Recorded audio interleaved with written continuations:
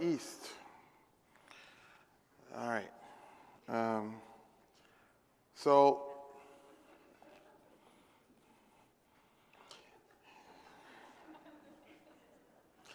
just a couple notices before I start. All right. Could be problems for some people. And where there's a warning, a good warning, there's also a very good disclaimer. All right. So I didn't have a lot of time. All right, I didn't have a lot of time to prepare for this because Allison sent a very late email. And I wanted to tell you all a story. Just give me a second. A little bit of prompt engineering here. All right, here's my story. So, once upon a time, in the village of Harmony, there were two renowned chefs, Oliver and Lena. Oliver was known for his traditional recipes, believed that the dishes that were best were those that were passed down through the generations, and those passed down were those that could be perfected. Cooking is about honoring tradition, he proclaimed, as he prepared his signature goulash. You can thank me later, Peter. Lena, on the other hand, was a pioneer of fusion cuisine, always experimenting with flavors and techniques from around the world. Innovation is the future of cooking, she said, while crafting her spicy kimchi taco fusion. As they cooked, the air was thick with the sense of their culinary creations, but the crowd was divided.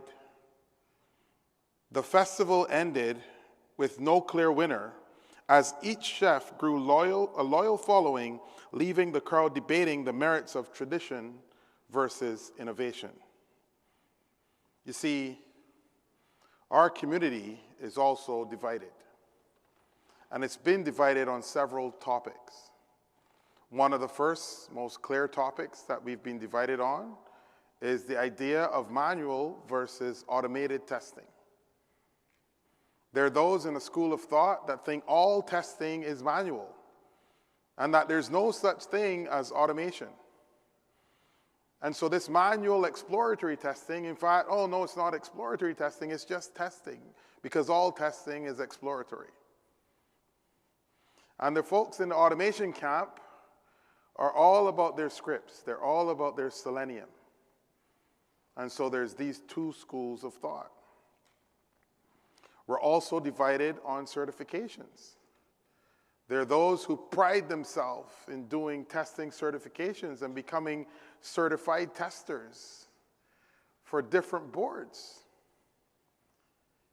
And there are those that think you probably are truly certified if you think that getting a certification in testing means something in the community. And so what's the latest division? We're living in the latest division. It's a pity because something as simple as writing a prompt and saving tons of time preparing for a lightning keynote is frowned upon in our community. There are those that think that AI sucks when it comes to testing. And then there are those that think that AI can test everything. And I'm really stuck in the middle here because while I'm not overly critical of AI, I'm also not overly optimistic. Instead, I'm cautiously optimistic. And so I don't need to sit in any particular school of thought. I've been working with a gentleman named Raul Verma, and one of the things that I learned from Raul recently was his position on schools of thought. He said, I don't belong to any school of thought, because the minute I belong to a school of thought, I stop questioning things. right? Because now I can't address or even attack, if you want to put it that way, those within my own school of thought, because there's a sense of belonging. And so, in the words of Julie Gardner, this is the school of schools.